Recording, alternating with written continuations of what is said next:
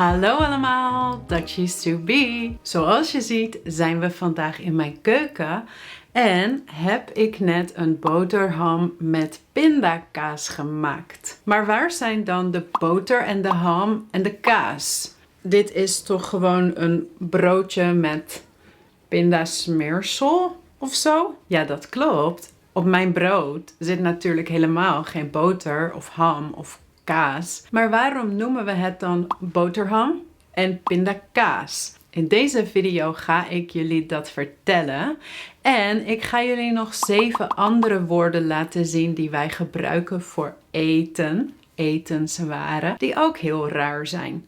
Maar voor elk woord kan ik jullie uitleggen waarom ze zo heten. Dus als jij dat wilt weten, blijf dan kijken. En als je nieuw bent op mijn kanaal, hallo, ik ben Kim en ik leer Nederlands aan studenten. En zoals je hoort spreek ik in het Nederlands. Dus als het nog een beetje te snel gaat, dan kun je de ondertitels aanzetten. Of je kunt de afspeelsnelheid een beetje aanpassen. We beginnen met boterham. En in de etymologiebank, een woordenboek om te achterhalen waar een woord vandaan komt of hoe woorden veranderen. Daarin staat dat het een beboterde snee brood is. Want als je een groot brood hebt, dan snij je een stukje daarvan af en dat is een sneetje brood. Dus een sneetje komt van snijden. Op de website van Onze Taal staat dat eind 16e eeuw een woord bestond en dat was ham of hamme. En dat was niet specifiek iets voor vlees, maar dit betekende een afgesneden stuk eten. Dus nu, tegenwoordig, zeggen we ook voor zo'n stuk vlees een ham en je snijdt er iets vanaf en dat is dan ook ham. Maar bij een brood, als je dat snijdt, is het dus ook een afgesneden stuk eten. Dan boter. Dit verwijst naar iets wat met boter wordt bereid of dat besmeerd wordt met boter. Dus op een sneetje brood wordt vaak boter gesmeerd. En daar komt dus de naam boterham vandaan. Ik hou niet zo van boter op mijn brood, eerlijk gezegd. Ook niet van plantaardige boter. Maar ik herinner me dat mijn moeder en mijn oma altijd zeiden toen ik klein was: je moet boter op je brood doen. Dat is gezond. Dus dat was altijd heel normaal. Maar tegenwoordig gebruiken heel veel mensen geen boter meer op hun brood. Dan nu de pindakaas. En pindakaas is natuurlijk gemaakt van pinda's. Ja, maar waarom heet het kaas? In dit leuke boekje, Stuff That Dutch People Say, verwijzen ze naar Suriname. In de 19e eeuw aten ze daar namelijk iets wat gemaakt was van pinda's en de vorm van een kaas had. En dat ook gesneden werd alsof het een kaas was. En dit heette pinda dokun. En dit is gemaakt van pinda's. In de 19e eeuw kwamen wij veel in Suriname, want het was een kolonie. En dus wordt het in dit boekje als een mogelijke verklaring genoemd. En tegenwoordig bestaan er nog steeds kaasjes die niet van zuivel worden gemaakt. Bijvoorbeeld kaasjes gemaakt van cashewnoten. En die zijn super lekker trouwens. Dan iets anders wat veel veganisten ook eten. En natuurlijk andere mensen ook. Namelijk deze dingen. En in het Nederlands heten dit kikkererwten. En een kikker is een dier, namelijk in het Engels a frog. Dus frog peas. In dit boekje geven ze de volgende verklaring. Namelijk dat kikker komt van kekker. Het is een soort verbastering van kekker. En kekker kun je weer herleiden tot het Latijnse kieker. Ze zeggen dat je de C voor een I en E uitspreekt als een K, dus kieker. En kieker betekende een grauwe ert. Het is eigenlijk de benaming voor grauwe ert. En uiteindelijk werd dus kieker in het hedendaags Nederlands een kikker, een kikkerert. En in het Engels heb je natuurlijk chickpea. Maar ook dat komt uiteindelijk van het woord kieker in het Latijn. Dan de aardappel. Een aardappel, is dat een appel uit de aarde? Zo een earth apple. kan. Het komt uit de aarde. En het is dus ook misschien logisch, maar waarom een appel uit de aarde? In de etymologiebank staat dat aardappel letterlijk het volgende betekent. Eetbare knol van de Solanum tuberosum. Ik heb geen idee of ik dit goed uitspreek. In het Nederlands noemen we dit nachtschade. Dus eigenlijk zegt het iets over iets wat eetbaar is, wat uit de aarde komt of vlakbij de aarde groeit. En vroeger gebruikten ze aardappel ook voor wat we tegenwoordig een meloen, een komkommer of een pompoen noemen. Maar nu verwijst aardappel specifiek naar de eetbare knol van dit specifieke soort.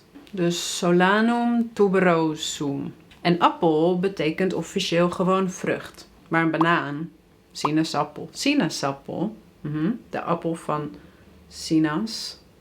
Ah, die had ik ook kunnen doen. Maar appel betekent dus vrucht. In elk geval, ik ben nu niet heel veel wijzer geworden hiervan. Maar wat wel nog soms voor verwarring kan leiden, is het Nederlandse woord patat. Want in het Engels heb je potato, in het Spaans heb je papa of patata. Maar patat is frietjes. Lekker patatje. Dus dat is geen aardappel, dat zijn frietjes. En we hebben ook wel het woord bataat. En bataat is de zoete aardappel. De slavink nummer 5. Is dit een zingend vogeltje dat op het menu staat? Nou, hier zie je een foto van een slavink. En het is een stukje vlees gewikkeld in spek of zo. Maar letterlijk is dan een soort van bird made of salad of zo. Of a bird with salad. Ik weet het niet. Dus waarom heet het slavink? Nou, dit stamt uit de middeleeuwen. Toen werden er veel zangvogeltjes gegeten en vooral vinkjes. Vanaf die tijd werden andere soorten vlees, dat ook een beetje dat formaat en die vorm had, werden ook vink genoemd. En dat was dan niet specifiek een vogeltje. Oké, dus dat kan ik begrijpen. Maar waarom is dan het eerste deel nog steeds sla? Lettuce. Ik heb ergens op het internet gevonden dat we dat zo noemen omdat het vaak gegeten wordt met sla. Toen dacht ik, klopt dit? Ik heb daarna verder gezocht en toen kwam ik in het WNT een andere verklaring tegen die logischer is. En even over het WNT, het woordenboek der Nederlandse taal.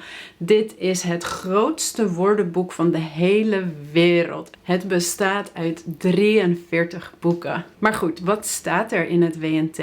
Daar staat dat het woord slavink afgeleid is van slagvink. En slag hoort weer bij slaan, maar niet letterlijk slaan. Vroeger noemden ze het gezang van vogeltjes ook slaan. Dus een zingend vogeltje. Een slagvink. Een slavink. Als je ooit in Nederland bent geweest, dan ken je vast de bitterbal wel. Heel veel buitenlanders houden echt van deze gefrituurde snack. En natuurlijk de meeste Nederlanders ook. En ik hou heel veel van de veganistische variant. Nou, het heeft de vorm van een bal, dus dat snap ik. Maar waarom is het bitterbal? Want het is helemaal niet bitter. Nou, dat komt omdat vroeger mensen vaak een bittertje dronken als ze deze snack aten. En een bittertje is een klein shotje sterke drank. En in Nederland dronk men jenever of kruidenjenever. En dat was bitter. Dus de snack bij een bitter drankje. Een bitterbal. Tegenwoordig drinken we vaak bier bij bitterballen. Sommige bier kan ook bitter zijn. En bitterballen worden vaak gegeten met mosterd. Is dat bitter?